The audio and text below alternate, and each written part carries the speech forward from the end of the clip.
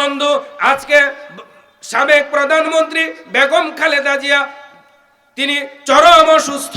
এই অসুস্থতার মধ্যে আমার মনে হয় বাংলাদেশের এমন কোন মসজিদ নাই গত জুমাতে তার জন্য দোয়া করা হয় নাই। কথা বলেন ঠিক কিনা বন্ধুগণ? এটা হলো মানুষের আবেগ, মানুষের মন থেকে ভালোবেসে তার জন্য দোয়া করলেন। তাই তো আল্লাহ বলেন, ও তুইজ্জু মান তাশা ওয়া তুযিল্লু মান তাশা বিয়াদিকাল খায়র। আল্লাহ তাআলা যাকে ইচ্ছা ইজ্জত দেয়, আবার যাকে ইচ্ছা বেইজ্জত। এই ক্ষমতা কার আছে? আমার প্রিয় বন্ধুগণ, আল্লাহ পাক রব্বুল আলামিন তাই তো আবার বলে দিলেন, ওয়ানুনাজ্জিলু মিনাল কুরআনি মা হুয়া শিফা ওয়া রাহমাতাল লিল মুমিনিন ওয়া লা ইয়ালিদিজ জালিমিনা ইল্লা খাসারা। আল্লাহ তাআলা বলেন, ও মুমিনেরা শোনো শোনো, আমি আল্লাহ তাআলা তোমাদেরকে যে কোরআনুল কারীম দিলাম, এই কোরআনুল কারীম দিয়ে যদি তোমাদের ব্যক্তি জীবন, পারিবারিক জীবন, সামাজিক জীবন, রাষ্ট্রীয় জীবন, রাজনৈতিক জীবন, আন্তর্জাতিক জীবন, তোমাদের ব্যবসা বাণিজ্য, চাকরি বাকরি, ক্ষেত খামার, মিল ফ্যাক্টরি, সব কিছু যদি তোমরা এই কোরআন দিয়া মানো, প্রত্যেকটা বাকে বাকে, মোড়ে মোড়ে, সেক্টরে যদি তোমরা এই কোরআন দিয়া তোমাদের ব্যক্তি, পরিবার, সমাজকে পরিচালনা করো, তাহলে এই কোরআন হবে তোমাদের জন্য রহমত। আর যদি তোমাদের ব্যক্তিতে কোরআন নাই, পরিবারে নাই, সমাজে নাই, রাষ্ট্রে নাই, রাজনীতিতে নাই, অর্থনীতিতে, আইন আদালত, কোর্ট কাচারি, ব্যবসা বাণিজ্য, কোথাও যদি তোমরা এই কোরআনুল কারীমকে না মানো, আল্লাহ বলেন, ওয়ালা ইয়ালিদুজ জালিমিনা ইল্লা খাসারা, তাহলে এই কোরআনুল কারীম তোমাদের জন্য হবে মহাবিপদ। তার কারণ হলো, যারা কোরআন মানবে, এই কোরআনুল কারীম তাদের পক্ষে সুপারিশ করে আল্লাহর জান্নাতে পৌঁছায়া দিবে। আর যারা এই কোরআনের বিরুদ্ধাচরণ করবে, এই কোরআন তাদের বিপক্ষে মামলা দায়ের করবে। একটু জোরে আওয়াজ করে কথা বলেন, ঠিক না বেটি? আমার প্রিয় ভাইয়েরা, এখন আপনারা বলবেন, ও রুহুল আমিন নাইম, আপনি যদিও আমাদের এই দিনাজপুরে অনেকবার এসেছেন, আমাদের এলাকায় তো প্রথমবারের মতো এসেছেন। রুহুল আমিন নাইম গো, আমরা তো মানুষ, আমাদের সমাজ আছে, আমাদের বাজার আছে, কত সমস্যা, এত সমস্যার সমাধান কি কোরআন দেওয়া হবে নাকি? আল্লাহ তাআলা বলেন, ওয়ানাজ্জালনা আলাইকাল কিতাবা তিবয়ানান লিকুল্লি শাইইন ওয়া হুদাও ওয়া রাহমাতাও ওয়া বুশরা লিল মুমিনিন। আল্লাহ বলেন, তিবয়ানান লিকুল্লি শাই, তোমার যত সমস্যা আছে সব সমস্যার সমাধান করে দিবে। জোরে বলেন, সব সমস্যার সমাধান। সমাধান চাও যদি জীবনে মরণে, ফিরে যাও খুঁজে নাও চোখ রাখো। বলেন, সমাধান চাও যদি জীবনে মরণে, ফিরে যাও খুঁজে নাও চোখ রাখো। তবেই পাবে সুখ শান্তির ঠিকানা, যদি মেনে নাও তুমি মনে প্রাণে সমাধান। সমাধান চাও যদি জীবনে মরণে, ফিরে যাও খুঁজে নাও চোখ রাখো। আমার প্রিয় বন্ধুগণ, আমার প্রিয় ভাইয়েরা, এই জন্য আমরা যদি সুখ চাই, শান্তি চাই, সমাধান চাই, কোথায় যাওয়া লাগবে? এই জোরে কোন কোথায়? আমার প্রিয় বন্ধুগণ, একটা শেষ দিকে চলে যাই। আমার প্রিয় বন্ধুগণ, আপনাদেরকে একটা কথা বলি, বর্তমান যে সরকার আছে, এই সরকারের মধ্যে একজন উপদেষ্টা আছে, নাম হলো আফম খালেদ হোসেন, যিনি ধর্ম মন্ত্রণালয়ের দায়িত্বে। একটু জোরে বলেন। আফম খালেদ হোসেন 2025 সালে যারা হজের মধ্যে গিয়েছে, তাদের মধ্য থেকে সরকারি ব্যবস্থাপনায় 4978 জন এই হাজী সাহেবদের টাকা বাঁচলো, খরচের পরে টাকা বাঁচলো 8,90,183 টাকা। এই টাকাগুলো তিনি তাদেরকে আবার ফেরত দিয়ে দিল। সুবহানাল্লাহ কইতেন না? একটু জোরে কর না মারহাবা। ও বন্ধু, আমার এই স্বাধীন বাংলাদেশের 53 বছরে কি শুনছেন যে কেউ টাকা ফেরত দেয়? যা পারে খালি পকেটে লয়। কথা কর নাকে। আফম খালেদ হোসেন কেন দিলেন? তিনি একজন আলেম, তার ভিতরে আল্লাহর ভয় আছে, জবাবদিহিতার ভয় আছে, কিয়ামতের ভয় আছে, হাসরের, মিজানের, কবরের ভয় আছে না নাই? থাকার কারণে তিনি মানুষের টাকা মানুষকে ফেরত দিয়ে দিয়েছেন। ও বন্ধু, আপনারা শেখ আহমদুল্লাহর নাম শুনেছেন। গত কিছুদিন পূর্বে আমাদের দেশে যখন বড় বড় বন্যা হলো, তখন তিনি মানুষের কাছে ত্রাণ সামগ্রীর জন্য হাত পাতলেন, মানুষের হাত খুলে দিল। তিনি যে সমস্ত ত্রাণ সামগ্রী কিনলেন, তার মধ্যে যেগুলো কার্টন ছিল, এগুলো বিক্রি করে তারপরে গরিবের হক গরিবের হাতে পৌঁছে দিয়েছেন। কারণ হলো তার ভিতরে আল্লাহর ভয় আছে, জবাবদিহিতার ভয় আছে। ও বন্ধু, শুধু তাই নয়, 2001 সালে একটা সরকার গঠন করা হয়েছিল, তার মধ্যে 2 জন মন্ত্রী ছিল, 3টা মন্ত্রণালয় চালিয়েছিল। ওই 3 মন্ত্রণালয় তারা যতদিন চালাইছে মাইক্রোস্কোপ যন্ত্র দিয়েও কিন্তু একটা দুর্নীতির গন্ধ পাওয়া যায় নাই। তার কারণ কি? কারণ হলো তাদের অন্তরের মধ্যে আল্লাহর ভয় আছে, জবাবদিহিতার ভয় আছে, পরকালের ভয় আছে, হাসরের ভয় আছে, মিজানের ভয় আছে। ও বন্ধু, আগামীতে আমাদের দেশ যারা পরিচালনা করবেন তাদেরকে এরকম তাকওয়াবান, পরহেজগার, জবাবদিহি যাদের অন্তরের মধ্যে আল্লাহর কাছে, দেশের জনগণের কাছে জবাবদিহিতার ভয় থাকবে, তাদেরকে দেশ পরিচালনা দেওয়ার দায়িত্ব দেওয়া দরকার আছে না নাই? আরো জোরে বলেন, আছে না নাই? সত্যের সংগ্রামে ফোটা ফুল ভেঙে দিল জীবনের শত ভুল, সুগন্ধ ছড়িয়ে হৃদয় ভরিয়ে, সুগন্ধ ছড়িয়ে হৃদয় ভরিয়ে আমাদের কেন যেন ডেকে যায়, আমাদের কেন যেন ডেকে যায়, ডেকে যায়, ডেকে যায়, আমাদের কেন যেন ডেকে যায়। সেই ডাক সুমহান আল্লাহর, তার নামে ডাকে শুধু বারবার। ঠিক কিনা বলেন আমার প্রিয় বন্ধুগণ? তাহলে যে কথা বলতেছিলাম, নবীজি মক্কায় কাজ করছেন 13 বছর, মদিনায় কাজ করছেন 10 বছর। রাহমাতুল লিল আলামিন মদিনায় 10 বছর কাজ করলেন। 8ম হিজরিতে রাহমাতুল লিল আলামিন বিনা রক্তপাতে মক্কা বিজয় করলেন। ও বন্ধু, রাহমাতুল লিল আলামিন বিদায় হজের ভাষণ যেদিন দিবেন, আরাফার ময়দানে সূর্য ডুবু ডুবু অবস্থায় নবীজির ইন্তেকালের 81 দিন পূর্বে আল্লাহ তাআলা জানাই দিলেন, আল-ইয়াউমা আকমালতু লাকুম দীনাকুম ওয়া আতমামতু আলাইকুম নি'মাতি ওয়া রাদিতু লাকুমুল ইসলাম দীনা। আল্লাহ জানাই দিলেন, নবী গো, ও নবী, আমি এই কুরআনুল কারীমের মাধ্যমে মানুষের ইহকালীন পরকালীন জীবনের প্রত্যেকটা সেক্টরের বিভাগে নিয়তের লোকগুলোকে আদর্শের পথে, কল্যাণের পথে, মুক্তির পথে তিনি যখন ডাক দেয়া শুরু করে দিলেন, মক্কার যে সমস্ত কাফেরেরা, বেদিনেরা রাহমাতুল লিল আলামিনকে আস-সাদিক, আল আমিন উপাধি দিল, তারা রাহমাতুল লিল আলামিনের বিরোধিতা করা শুরু করে দিল। একটু জোরে আওয়াজ করে কথা বলেন, ঠিক না বেটি? প্রিয় বন্ধুগণ, কেউ নবীজিকে পাগল বলে, মাজনুন বলে, কেউ নবীজিকে কবি বলে, কেউ সাহিত্যিক বলে, কেউ গণক বলে। রাহমাতুল লিল আলামিনকে এরকম ভাবে মিথ্যা বিভিন্ন অপবাদ দেওয়া শুরু করলো। নবীজি কোনো প্রতিবাদ করলেন না। আল্লাহ পাক রব্বুল আলামিন ছাড়েন নাই। আল্লাহ তাআলা নবীজির হয়ে আল্লাহ পাক প্রতিবাদ করে জানায় দিলেন, ওয়া মা ইয়ানতিকু আনিল হাওয়া ইন হুয়া ইল্লা ওয়াহয়ুন ইউহা। আল্লাহ পাক রব্বুল আলামিন বলেন, আমার নবী নফসের প্রবৃত্তিকে অনুসরণ করে নিজ থেকে তিনি কোনো কথা বলেন না। আমার নবী যে কথাগুলো বলেন, এগুলো আল্লাহ পাক রব্বুল আলামিন ওহীর মাধ্যমে যা জানায়, নবীজি সে কথাই বলেন। সুবহানাল্লাহ নাই? আরো জোরে বলেন না সুবহানাল্লাহ। ও বন্ধু, আমি একেবারে সংক্ষিপ্তভাবে কথাগুলো বলবো। নবীজি রিসালাতের দায়িত্ব পেলেন, নবুয়তের দায়িত্ব পেলেন। নবুয়তের আগে কাজ করেছেন 23 বছর, নবুয়তের ব্যানারে তিনি কাজ করেছেন আবারও 23 বছর। নবুয়তের ব্যানারে আগে 23 বছর। রাহমাতুল লিল আলামিন নবুয়তের ব্যানারে কাজ করেছেন 23 বছর। এখানে 2 সেশন, একটা হলো ক, আরেকটা হলো খ। একটা হলো মাক্কি সেশন, আরেকটা হলো মাদানী সেশন। মাক্কি সেশন হলো 13 বছর, আর মাদানী সেশন হলো 10 বছর। ও বন্ধু, রাহমাতুল লিল আলামিন তিনি যখন এরকম ভাবে মক্কার কাফের মুশরিকদেরকে তিনি দাওয়াত দেন, 13 বছরে তিনি মাত্র 150 লোক তিনি ইসলামের সুশীতল ছায়ার নিচে দাওয়াত দিয়ে আনতে পেরেছিলেন, তার চাইতে বেশি নয়।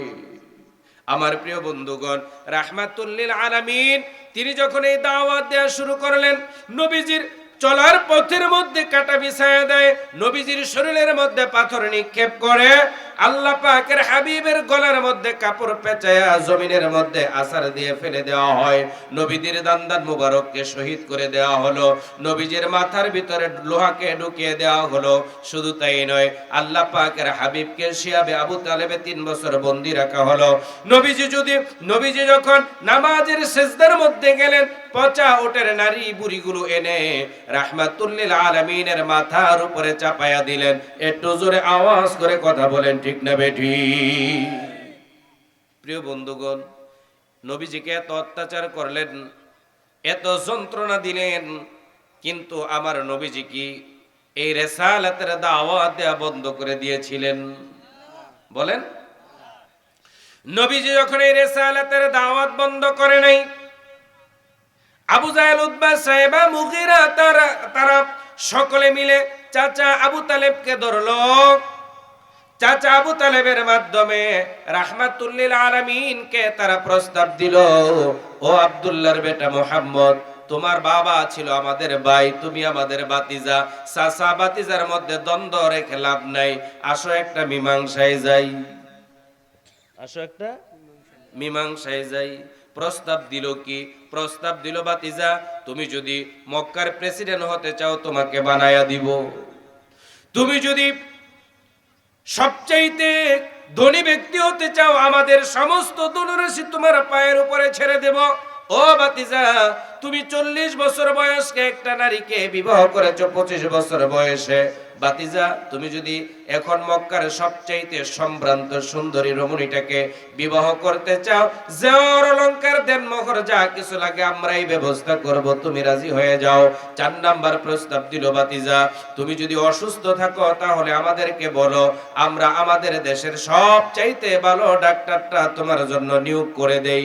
আমার প্রিয় বন্ধুগণ, এখন আপনারা বলেন তো, রাহমাতুল লিল আলামিনকে এত সুন্দর প্রস্তাব দেওয়ার পরে তিনি কি কবুল করছেন? কি করছেন? কি করছেন? প্রত্যাখ্যান করছেন। কি করছেন? এখন আপনারা আমার কথা ভালো করে গুরুত্ব দেন, শুনেন।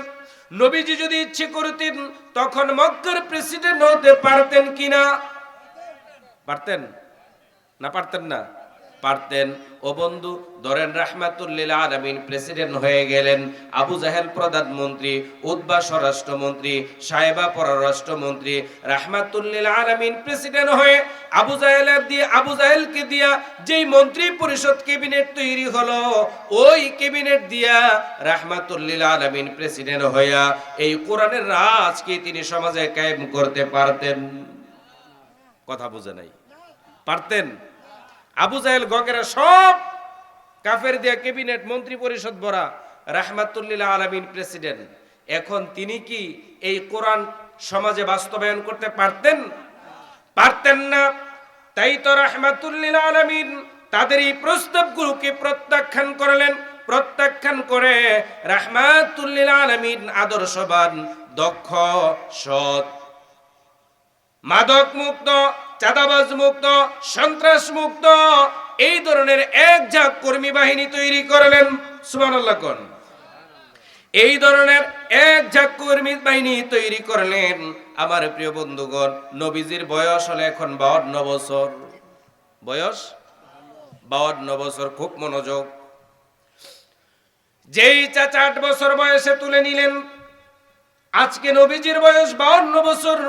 44টা বছর যেই চাচা আবু তালিব রাহমাতুল লিল আলামিনকে চোখে চোখে রাখলেন, পাহারা দিয়া রাখলেন, যাতে করে কাফের বেঈমানেরা, মুশরিকরা, মুনাফিকরা রাহমাতুল লিল আলামিনকে শারীরিকভাবে, দৈহিকভাবে কোনো অত্যাচার, নির্যাতন, কষ্ট দিতে না পারে। একটু জোরে আওয়াজ করে কথা বলেন, ঠিক না বেঠিক? নবীজির চাচা, আজকে নবীজির 52 বছর। নবীজির চাচা আবু তালেব এই মাত্র ইন্তেকাল করলেন, এই পৃথিবীর সফর তিনি শেষ করলেন। 2 মাসের ব্যবধানে নবীজির প্রিয়তমা স্ত্রী মা খাদিজাতুল কুবরা রাদিয়াল্লাহু তাআলা আনহা, যিনি তৎকালীন আরবের 7ম নাম্বার শিল্পপতি ছিলেন, যিনি সর্বপ্রথমে কুরআনুল কারীমের দাওয়াতকে গ্রহণ করে নিয়েছিলেন, যাকে আল্লাহ তাআলা নিজেই জিবরাইলের মাধ্যমে সালাম পাঠিয়েছিলেন, সেই রাহমাতুল লিল আলামিনের জীবন সঙ্গিনী মা খাদিজাতুল কুবরা রাদিয়াল্লাহু তাআলা আনহা 17 বছর যার সাথে নবীজি দাম্পত্য জীবন কাটালেন, তিনিও 2 মাসের ব্যবধানে এই পৃথিবীর মায়া ছেড়ে তিনি এই পৃথিবীর সফর শেষ করে পরকালীন সফরে চলে গেলেন। 2 মাসের ব্যবধানে আপন চাচা আবু তালিব আর প্রিয়তমা স্ত্রী মা খাদিজাতুল কুবরা রাদিয়াল্লাহু তাআলা আনহা এই 2টা লোক যখন পরকালীন সফরে চলে গেলেন, রাহমাতুল লিল আলামিন নিজেকে অনেকটা অসহায় মনে করলেন, দুশ্চিন্তায় পড়ে গেলেন।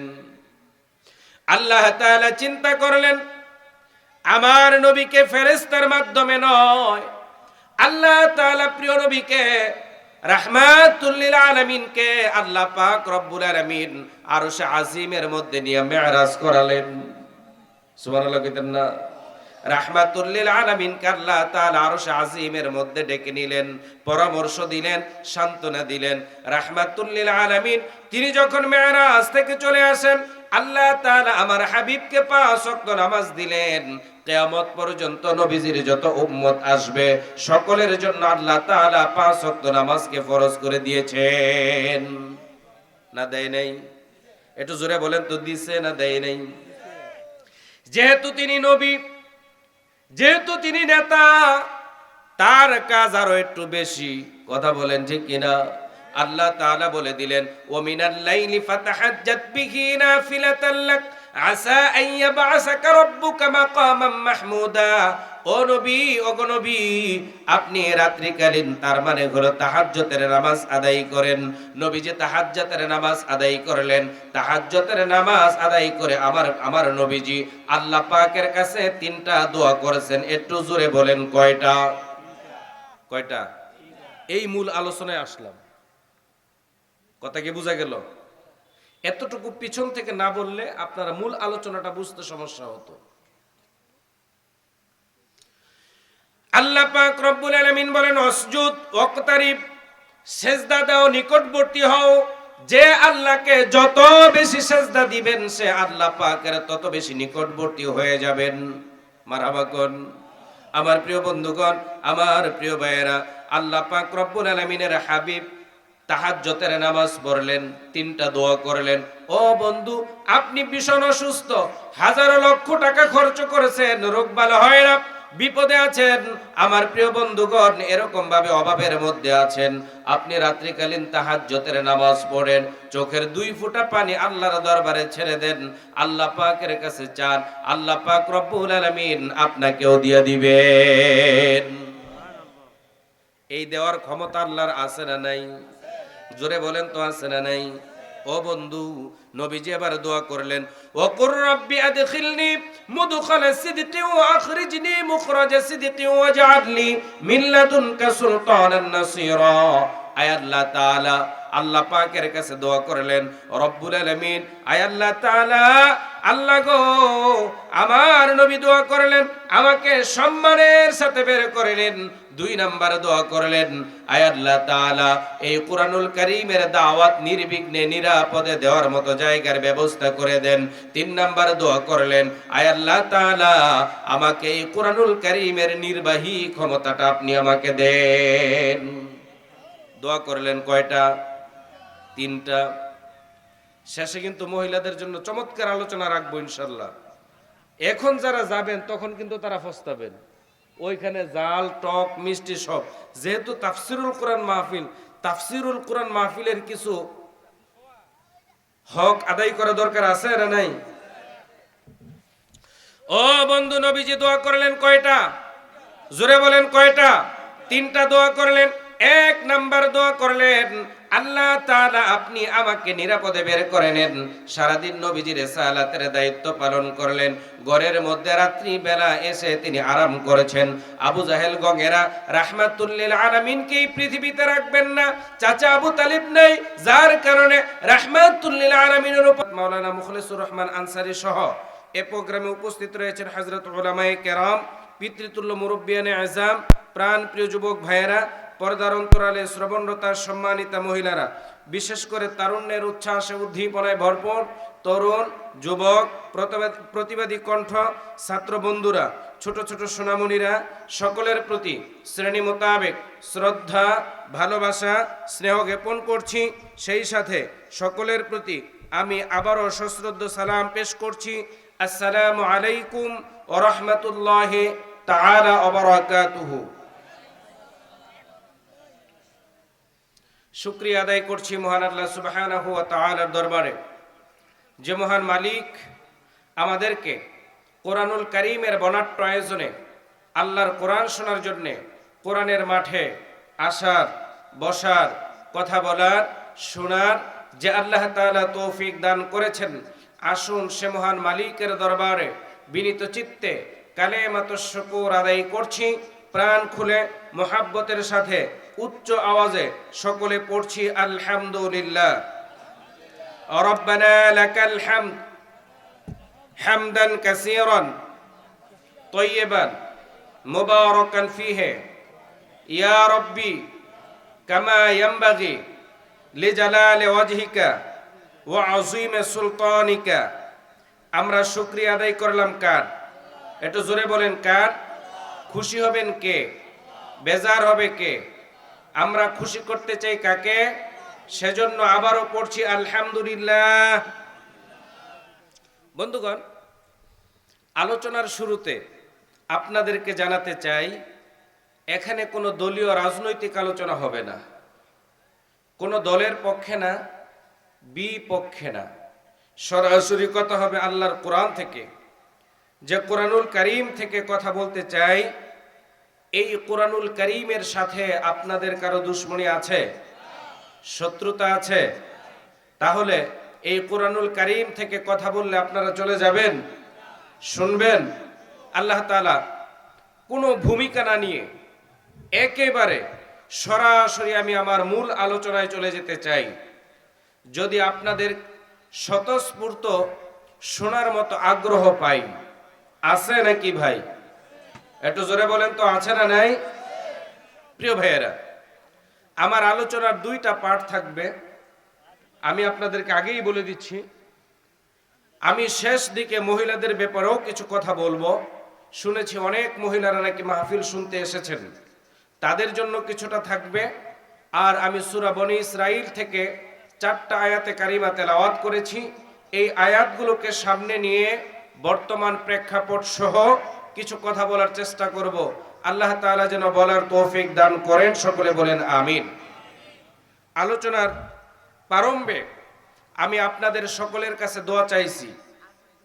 আপসহীন সাবেক 3 বারের প্রধানমন্ত্রী জননেত্রী বেগম খালেদা জিয়ার জন্যে আল্লাহ তাআলা তার হায়াতে যদি বরকত থাকে, আল্লাহ তাআলা যেন তাকে পরিপূর্ণ সুস্থতার নিয়ামত দিয়ে দেন, সকলে বলেন আমিন।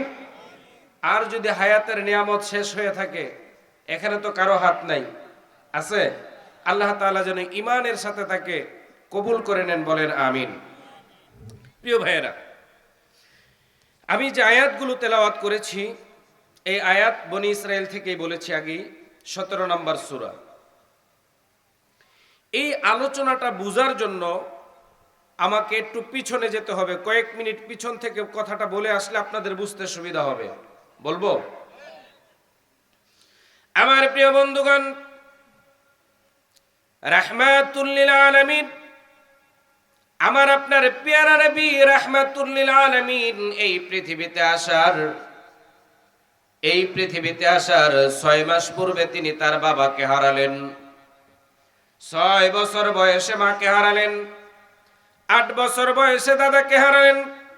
দাদার ইন্তেকালের পরে আমার আপনার কলিজার টুকরা নবীকে তুলে নিলেন যিনি, আপন চাচা আবু তালেব হলেন তিনি। একটু জোরে আওয়াজ করে কথা বলেন, ঠিক কিনা? নবীজির বয়স এখন 17 বছর। কত বলেন? 17 বছর। নবীজি সমমনা যুবকদেরকে নিয়ে তিনি একটা সংগঠন করলেন। সংগঠনের নাম হলো হিলফুল ফুজুল। একটু জোরে বলেন সংগঠনের নাম কি? মেহেরবানি করে সবাই বলেন। এই যে ভাই, এই আপনি কই যান? এ লাইটটা থুয়ে যান। দেখছো শুরু করলাম আর কামটা করলো কি? আমি তো প্রথমেই বলছিলাম যে যারা যাবেন আগে ছুটি নিয়ে নেন। এখনো ছুটি নেওয়ার সুযোগ আছে, এরপর আর দিব না। বলেন কে কে যাবেন একটু বলেন তো, হাত তোলেন। ওই যে মুরব্বী উঠতেছে, যাবো না? যান, আপনি যান। এরপরে আর কেউ যাবেন? যাবেন? মুখে এক বুকে আর এক, তার নাম কি? বলেন বলেন। মুখে এক কথা, বুকে আরেক কথা, তার নাম কি? মুনাফেক। আপনারা বললেন মুনাফেক। তাহলে আমি ছুটি দিতে চেয়েছি, আপনারা ছুটি না নিয়ে যারা যাবেন কি হবেন? কোরআনের মাঠে কি মুনাফেক হতে আসছেন না মুমিন হতে আসছেন? এখন আপনি যাবেন না থাকবেন এটা আপনার ইচ্ছা। যদি আপনি চলে যান আমরা বুঝবো যে আপনি মুনাফিক। আমি তো ছুটি দিতে চেয়েছিলাম, ঠিক কিনা? অল্প কয়েক মিনিট কথা বলবো। রাহমাতুল লিল আলামিনের বয়স এখন 17 বছর। হিলফুল ফুজুল নামের একটা সংগঠন তিনি করলেন সমমনা যুবকদেরকে সাথে নিয়ে। আমার প্রিয় বন্ধুগণ, হিলফুল ফুজুলের ব্যানারে 17 বছর থেকে নিয়ে রাহমাতুল লিল আলামিন 40 বছর পর্যন্ত সুদীর্ঘ 23টা বছর হিলফুল ফুজুলের ব্যানারে নবীজির নিজের ফর্মুলায় তিনি আইয়ামে জাহিলিয়াতের লোকগুলোকে আদর্শের পথে, কল্যাণের পথে, মুক্তির পথে, জান্নাতের পথে নেয়ার জন্য প্রাণান্তকর চেষ্টা করলেন। একটু জোরে আওয়াজ করে কথা বলেন ঠিক কিনা? কেউ নবীজির দাওয়াত গ্রহণ করে না, বিরোধিতাও করে না, গ্রহণও করে না, বিরোধিতাও করে না, বরং চুপ। আমার নবী রাহমাতুল লিল আলামিনকে তার সততার কারণে, আমানতদারির কারণে তারা নিজেরাই আল আমিন আস-সাদিক উপাধি দিয়েছিল। একটু জোরে আওয়াজ করে কথা বলেন ঠিক কি ঠিক না? আবু জাহেল রে নেতা মানে, আবু জাহেল রে নেতা মানে, কিন্তু বিশ্বাস করে না। কারণ হলো তারা জানে আবু জাহেল হলো একটা স্বৈরাচার, একটা ধোঁকাবাজ। আবু জাহেল কি? বলেন বলেন। আপনি এটা চলে আসেন, এটা আসেন। আবু জাহেল কি? আপনি আসেন, এখানে বসুন। পিছনে একা একা বসে থাকবেন কে? আমার কাছে বসেন। হ্যাঁ, আবু জাহেল একটা ধোঁকাবাজ, একটা স্বৈরাচার। এই জন্য আবু জাহেলকে নেতা মানে, কিন্তু বিশ্বাস করে না। বিশ্বাস করে আমার আপনার পেয়ারা নবী রাহমাতুল লিল আলামিনকে। কথা ঠিক না বেঠিক? আমার প্রিয় বন্ধুগণ, নবীজি চিন্তা করেন, আহারে এই আইয়ামে জাহিলিয়াতের এই যুবকগুলো তারা আমাকে এতটা পছন্দ করে, আমার কোনো দাওয়াতের কোনো কথার বিরোধিতা করে না, এতটা বিশ্বাস করে, তাদের সমস্ত ধনরাশি, টাকা পয়সা, স্বর্ণ মুদ্রা আমার বাড়ি এনে রেখে যায়, কিন্তু আমার দাওয়াত কেন গ্রহণ করে না? নবীজি চিন্তা করতে লাগলেন। চিন্তা করতে করতে তিনি চিন্তা করছেন আমার দাওয়াতের এই কৌশলের মধ্যে কোনো পরিবর্তন করা লাগবে নাকি। এই চিন্তা করতে করতে নবীজি চলে গেলেন গারে হেরায়। কোথায়? একটু জোরে বলেন মেহেরবানি করে, কোথায়? গারে হেরায় চলে গেলেন।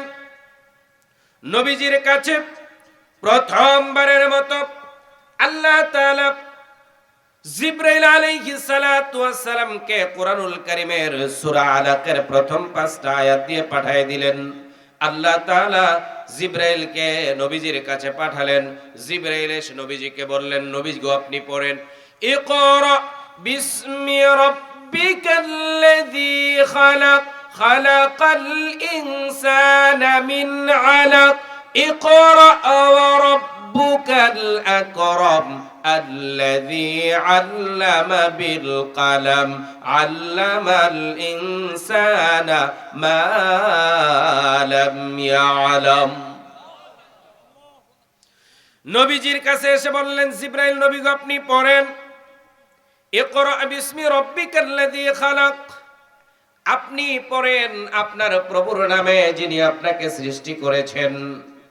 এর মাধ্যমে আল্লাহ তাআলা বুঝাইয়া দিলেন, ও নবী, আপনি বিগত 23টা বছর হিলফুল ফুজুলের ব্যানারে নিজের ফর্মুলায় আইয়ামে জাহিলিয়াতের এই লোকগুলোকে আদর্শের পথে, কল্যাণের পথে, মুক্তির পথে, জান্নাতের পথে আপনি তাদেরকে ডেকেছেন, আহ্বান করেছেন, দাওয়াত দিয়েছেন, কোনো কাজ হয় নাই।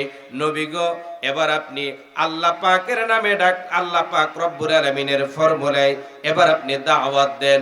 আপনি বিগত 23 বছর যা চেয়েছিলেন আপনি তাই পেয়ে যাবেন। বলেন সুবহানাল্লাহ। নবীজি এতদিন দাওয়াত দিচ্ছেন হিলফুল ফুজুলের ব্যানারে, এখন থেকে নবীজি দাওয়াত দিচ্ছেন রেসালাতের ব্যানারে। কিসের ব্যানারে? রেসালাতের ব্যানারে। এতদিন দাওয়াত দিলেন হিলফুল ফুজুলের ব্যানারে, এখন থেকে নবীজি দাওয়াত দেয় নবুয়তের ব্যানারে। এতদিন দাওয়াত দিলেন নিজের ফর্মুলায়, এখন নবীজি দাওয়াত দেয় কার ফর্মুলায়? এতটুকুই কি কথা বুঝতে পেরেছেন? এই পৃথিবীর মধ্যে নবীজির চাইতে ভালো মানুষ কি এসেছেন, আছেন, আসবেন? নবীজির চাইতে ভালো দল কি কেউ করেছেন? বর্তমানে আছে, ভবিষ্যতে হবে। নবীজির চাইতে ভালো বক্তা কি এই পৃথিবীতে কখনো ছিল? বর্তমানে আছে, আগামীতে আসার সম্ভাবনা আছে। তারপরেও নবীজি এত সুন্দর করে তাদেরকে যখন আইয়ামে জাহিলিয়াতের লোকগুলোকে হিলফুল ফুজুলের ব্যানারে নিজের ফর্মুলায় যখন ডাকলেন, কেউ তার কথা শুনে না। শুনছে নাকি? যখন তিনি এই কোরআনুল কারীমের অর্থাৎ নবুয়তের ব্যানারে দাওয়াত দেওয়া শুরু করলেন, মানুষেরা শুনে না? শুনে না? ও বন্ধু আসেন, নবীজি যখন এই কোরআন